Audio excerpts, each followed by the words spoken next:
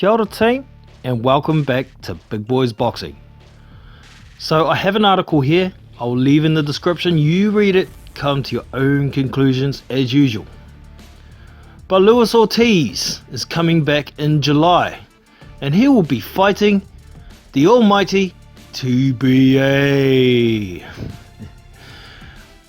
The article goes on about how Luis Ortiz is finding it pretty tough to find an opponent.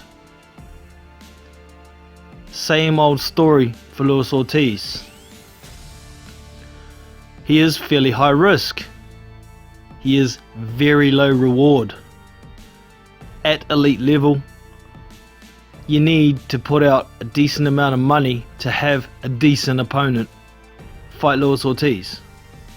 He is a somewhat dangerous fighter. He can pop. He has good boxing IQ. He's a southpaw. But some other things that deter opponents is the lack of money they get for fighting him. And being high risk, they want to get paid. This is prize fighting. He is the wrong side of 40. He is slowing down, and many have downed Luis Ortiz's resume. Therefore, there's not a lot of credit behind a win over Luis Ortiz in many's eyes. There is an upside though. Luis Ortiz does have high ranking with the WBC at number 4, number 5 with the WBA, 4 with Ring Magazine, 9 on BoxRec, nothing with the IBF or the WBO. So if Luis Ortiz wants to get a good opponent,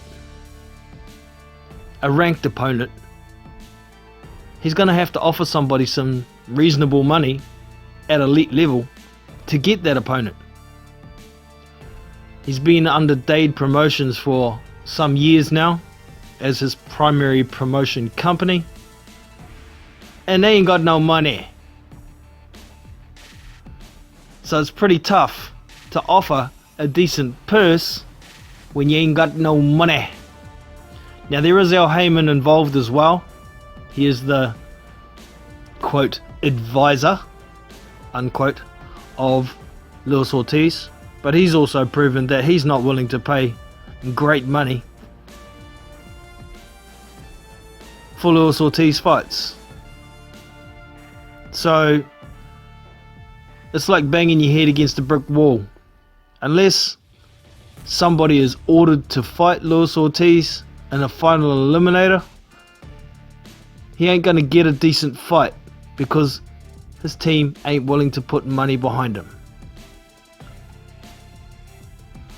And unfortunately, this has been the case throughout his whole career. They haven't had the money to get good opponents, but when they were offered good money, they decided they'd try and negotiate instead of jumping on it when it's that hard to make a deal. So I'm afraid to say, Luis, half of the problem is the team you got behind you. They have no faith in you, they have no money, or they're not willing to put any money on the table to get you the fights you really want. And even when offered the fights with big money, they decide to try and negotiate for more when they're lucky to get an offer in the first place. Now, I mentioned the rankings. I'm a little bit baffled as to why Luis Ortiz has a ranking of 4 with Ring Magazine and with the WBC and 5 with the WBA. Rankings are supposed to work on who you beat, right? Not the eye test, not how good you think somebody is. It's supposed to be based on who you beat, your achievements. Why has he got a ranking of number 4 and 5? his best win is Bryant Jennings, who ain't in any rankings anywhere.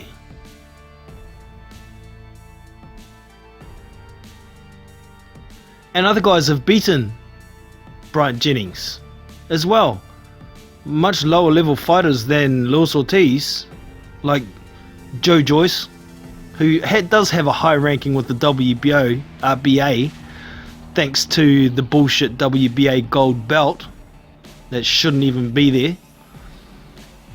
But also Oscar Rivas has beaten Bryant Jennings, but that also brings me to Oscar Rivas has a high ranking as well, and his best win is Bryant Jennings. I know he went to the WBC convention after he lost to Dillian White and complained about gloves, and all of a sudden he goes up the rankings. That's not an achievement. That's not a fucking W. Yeah, Luis Ortiz was outboxing Deontay Wilder twice before getting knocked out. But he lost. A loss is a loss is a loss. A win is a win is a win, and a win over a highly ranked fighter should get you a high ranking. Yes, Bryant Jennings was ranked when Luis Ortiz beat him, but when was that? 2016? We're 4 years later. Since Bryant Jennings, what's his best win that should give him a high ranking? Is it Razvan Kajanu? No? Is it Christian Hammer? No? Fucked if I know. Can somebody tell me why this guy's got a ranking that high?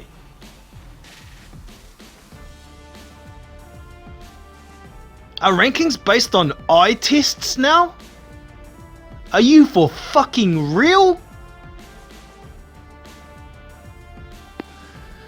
Anyways, who could Luis Ortiz fight? Oh, there's actually plenty of options out there, but I think because they're with the wrong promotional company, he ain't gonna get any of those fights. Either Al won't work with DAZN or Top Rank, or the other way around. DAZN won't work with PBC because they're American rivals now. We did see a Top Rank PBC fight a few weeks ago, and they were talking about Arum and Al Heyman working together in the near future to make big fights. Well, let's fucking see it. Come on. Let's make Luis Ortiz versus Ajit Cabello. Let's make Luis Ortiz versus Oscar Rivas. Let's see this proof that you're willing to work together besides one fucking title fight. And get Luis Ortiz a fight. Doesn't have to be a PBC fighter. But hey, what are we? March, April, May, June, July. That's 4 months, right? Why can't Adam Kalnacki try and get back in the mix against Luis Ortiz? That's an in-house fight. It's not that fucking hard to make. If it's all about PBC fighting PBC. We know Andy Ruiz wants some kind of tune-up. Looks like he's going to fight Dominic Brazil maybe. But I even suspect he's going to fight a lower level fighter before he fights Brazil. Andy Ruiz has options on the table once he loses some fat and gets used to his new coach, if that ever happens. But there are other fighters in PBC as well. What about Jermaine Franklin?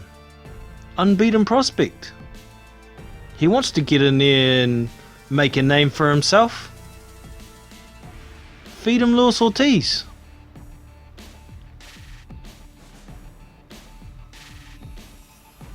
I would stop complaining and put your nose to the grindstone, Dade Promotions. If Luis Ortiz had have stuck around back when he was WBA mandatory, if he had have stuck around and waited like he was asked to by the WBA, he could have got a shot against Anthony Joshua directly after Vladimir Klitschko. That was the deal. But he went off to fight Deontay Wilder and then got popped for blood pressure medication, disappeared out of the WBA rankings because he got suspended, so that was that bridge burnt. He's built his way back up. Got an offer from Anthony Joshua for $7 million, which they should have jumped at right there and then, because it's so hard to get a fight for Luis Ortiz. They shouldn't have tried to negotiate for more money. They should have taken $7 million, which is more than Luis Ortiz has made boxing for his entire fucking career. If fights are that hard to get, you jump at the chance when it's offered to you. So, I pretty much have no sympathy at this stage for Luis Ortiz not being able to find opponents. He signed with Dade Promotions, who are fucking useless, who chucked away a $7 million payday without even consulting him. Fucking idiots. He ran away from Matchroom, who have a big stable and lots of money now that they're with the Zone. Went off to be Al Heyman's slave. So, I know foresight's a wonderful thing, but you dug a big hole, you jumped in it.